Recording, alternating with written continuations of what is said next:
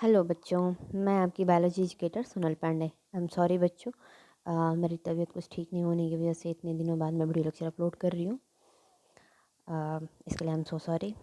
अब आपकी video lecture proper time पे आएंगी, तो कीप लर्निंग। चलिए शुरुआत करते हैं आज कुछ नया कोशिका के बारे में। कोशिका क्या होता है, किसको कहते हैं कोशिका? तो जैसा कि हमने बहुत छोटे क्लासों से हमें पढ़ाई जाती हैं कि कोशिका क्या है। कोशिका आप सभी मुझे बताएंगे कि बेसिकली कहते किसको हैं। आपको अगर पता है तो बहुत अच्छी बात है, नहीं तो मैं आपको आज बताती हूँ। जितने भी बच्चों लिविंग सेल्स हैं, जो सजीव हैं, जो जीवित हैं, उनके शरीर का निर्माण कोशिकाओं से हुआ है।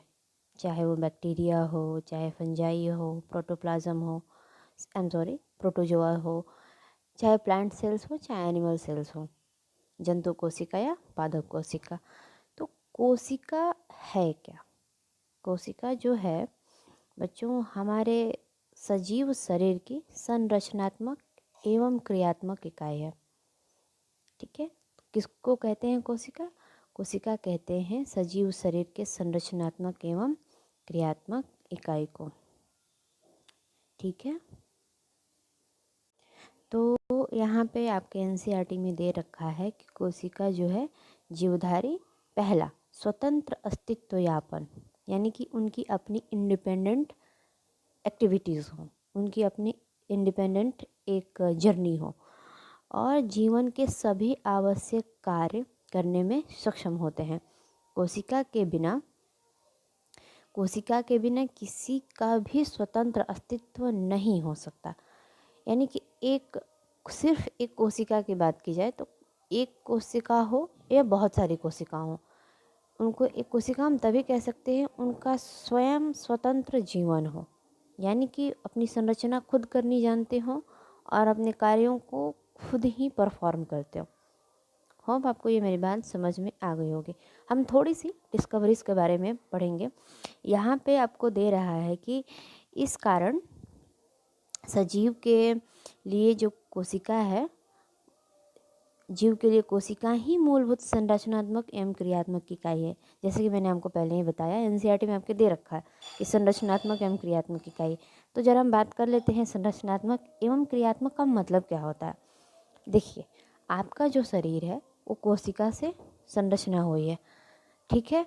और क्रियात्मक इकाई मीन्स कि आपका बॉडी का फॉर्मेशन सेल से हो रहा है। कोशिका जो है आपके शरीर के ढांचे को बना रही है। ढांचा मीन्स कि ऑर्गन है, अंग तंत्र है, बना रही है। क्रियात्मक मीन्स क्रिया हो रही है, यानी कि हमारे बॉडी में बहुत सारी कोशिकाएं मिलके उत्तक, बहुत सारे उत्तक मिलके अंग, बहुत सारे अंग मिलके अंग तंत्र और बहुत सारे अंग तंत्र मिलके शरीर का निर्माण करते हैं। निर्माण तो कोशिकाओं से हो रहा है, लेकिन इनके जो कार्य हैं, जैसे कि आपकी हृदय की कोशिकाएं अपने कार्य को परफॉर्मेंस दे रही हैं, ब्लड सर्कुलेशन हो रहा है, न्यूरॉन्स अपना काम कर रही हैं, जितने भी सेल्स में परफॉर्मेंस हो रहा है वो किसके द्वारा हो रहा है? इन्हीं कोशिकाओं के द्वारा हो रहा है। इसीलिए इन्हें संरचनात्मक एवं क्रियात्मक इकाई कहते हैं। तो अब हम थोड़ा सा डिस्कवरीज के बारे में पढ़ेंगे। तो सबसे पहले जिन्होंने कोशिका की खोज की थी वो व्यक्ति थे रॉबर्ट हुक, जिन्होंने 1665 में इन्होंने एक डेड सेल यानी मृत कोशिका को ढूंढा। तो पहला इनका नाम आता है कि कोशिका की खोज, अगर मृत कोशिका की बात की जाए, डेड सेल्स की, तो रॉबर्ट हुक ने की थी और 1665 ईस्वी में की थी। अब हम बात कर लेते हैं कि फिर जीवित कोशिका की खोज किसने की। तो यहाँ पे हम जरा देखेंगे कि यहाँ पे आपके एनसीईआरटी में दे रखा है कि एंटोनी वैन लीeuwenhoek ने पहली बार देखा था और इसका वर्णन किया था, किसका? कोशिका का। तो जीवित कोशिका की खोज की बात की जाए तो बात करते हैं एंटोनी वैन लीeuwenhoek। इन्होंने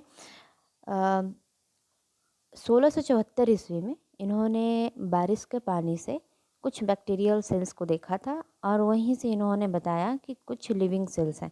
ठीक है, मैं डिटेल में नहीं जाऊँगी, बस आपको एक रिव्यू दे रही हूँ, आप ज़रा इस पर गौर करेंगे।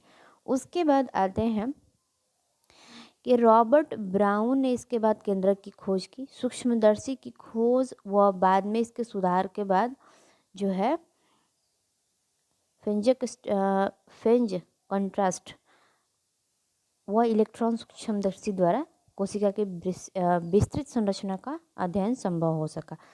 कोशिका के विस्तृत संरचना के बारे में हम आपको बताना चाहेंगे। ठीक है, क्या होता है कोशिका के, एक प्रॉपर कोशिका क्या होता है। प्रॉपर कोशिका की संरचना देखेंगे कि ये हो गई आपकी कोशिका, एक कंपार्टमेंट में एक होना चाहिए पूर्ण विकसित केंद्र न्यूक्लियस। इसमें हमारा जो है डीएनए होता है और इसमें जो लिक्विड्स होते हैं जेल लाइक लिक्विड, इन्हें हम कह देते हैं जीव द्रव्य। क्या बोलते हैं? जीव द्रव्य। जीव द्रव हो गया, ये हो गया आपका केंद्रक। और अभी मैंने आपको बताया कि केंद्रक की खोज किसने की थी? केंद्रक की खोज की थी आपके रॉबर्ट ब्राउन ने 1931 में। इसको हम कहते हैं कोशिका झिल्ली यानी कि सेल मेम्ब्रेन। ठीक है बच्चों, तो चलिए, एक प्रॉपर कोशिका की संरचना यही होती है कि उसमें कोशिका झिल्ली हो, कोशिका द्रव हो, केंद्रक हो, पूर्ण विकसित केंद्रक, जिसमें केंद्रक झिल्ली, ये जो आप देख सकते हैं ये केंद्रक झिल्ली है, होने चाहिए। उम्मीद है आपको मेरी बात समझ में आ गई होगी। चलिए हम आगे बढ़ते हैं। ठीक है, हम जरा सा यहाँ पर डिस्कस करते हैं एक और दो पॉइंट के बारे में। आपने कोशिका द्रव के बारे में तो सुना, लेकिन एक और टर्म आता है प्रोटोप्लाज्म, साइटोप्लाज्म यानी कि जीव द्रव। जीव द्रव कहते हैं जो जेल लाइक जो सब्सटेंसेस प्रेजेंट होते हैं सेल्स के अंदर। ठीक है, तो उन्हें साइटोप्लाज्म कहते हैं। अब आएंगे हम थोड़ा सा प्रोटोप्लाज्म के बारे में समझते हैं। प्रोटोप्लाज्म जो होते हैं वो होते हैं न्यूक्लियस यानी कि केंद्रक। केंद्रक आपको मैंने अभी बताया, केंद्रक प्लस साइटोप्लाज्म यानी कि जीव द्रव्य, इन दोनों को मिला के जो है बोला जाता है कि ये प्रोटोप्लाज्म है। और प्रोटोप्लाज्म की खोज की थी पुरकिंजे ने 1839 ईस्वी में। ठीक है, उम्मीद है मेरी बात समझ में आ गई। साइटोप्लाज्म यानी कि कोशिका द्रव यानी जीव द्रव्य के पास कोई केंद्रक नहीं होता है, लेकिन हाँ अगर बात प्रोटोप्लाज्म की जाए तो उसके पास जीव द्रव्य भी होता है और न्यूक्लियस भी होता है। उम्मीद है आपको मेरी बात समझ में आई होगी। तो आज के लिए हम इतना ही।